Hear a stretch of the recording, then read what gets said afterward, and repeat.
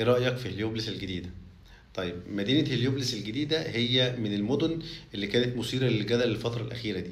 في ناس كتيرة بتقول لك ابعد عن المدينة دي مدينة ما فيهاش أي خدمات وما فيهاش أي بنية تحتية وفيها شوية مشاكل كتيرة موجودة هناك. وفي ناس بتقول لك لا، المدينة دي كويسة جدا، مستقبلها حلو، لا سعرها كمان لسه لغاية دلوقتي سعره كويس، وتقدر تقسط كمان على مدد كبيرة، فروح اشتري هناك. طيب، ايه الفرق ما بين الاتنين؟ طيب ركز معايا بقى في الفيديو ده عشان هيشرح لك كل التفاصيل. اول حاجه للناس اللي مش عارفه المدينه دي فين، هي بالظبط مكانها بين مدينه الشروق وبين مدينه بدر، على طريق السويس قدام مدينتي، بوابه 4، وعلى طريق الاسماعيليه عند المركز الطبي العالمي.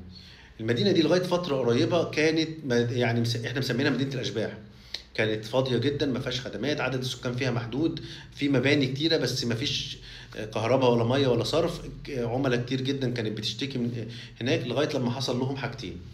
الحاجه الاولى ان دخلت تبع هيئه المجتمعات العمرانيه وجهاز مدينه الشروق.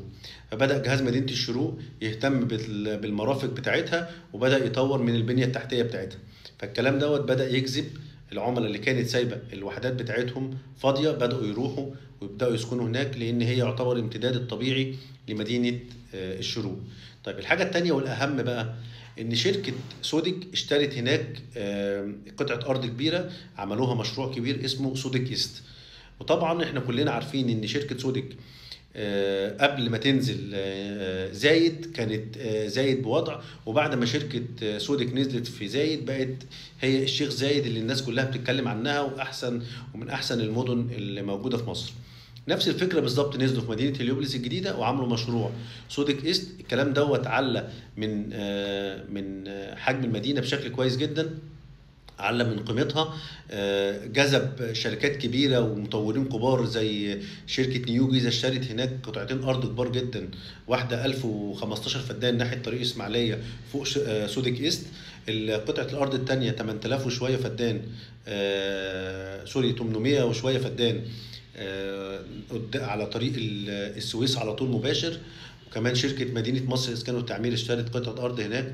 وفي عندك شركتين زي شركة مطاوع عندها مشروع هناك، وشركة البطل برضو عندها مشروع هناك وطرحينه دلوقتي مبيعات. فالمدينة مستقبلها ممتاز جدا.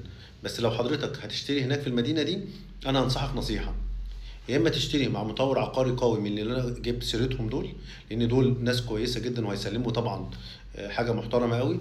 يا اما لو انت بتفكر تشتري في العماير الانديفيدوال الخارجيه، هتعمل حاجتين: يا اما تشتري من الريسيل، حاجه قدام عينك شفتها بكل تفاصيلها، تحط فيها فلوس كاش وتستلمها وتشتريها. الحاجه التانيه تشتري من مطور عقاري او مستثمر عامل حجم انشاءات كويس في المدينه، واسال عليه قبل ما تشتري. يعني لازم تسال على المطور عقاري قبل ما تشتري، عشان في ناس كتيره هناك عندها مشاكل.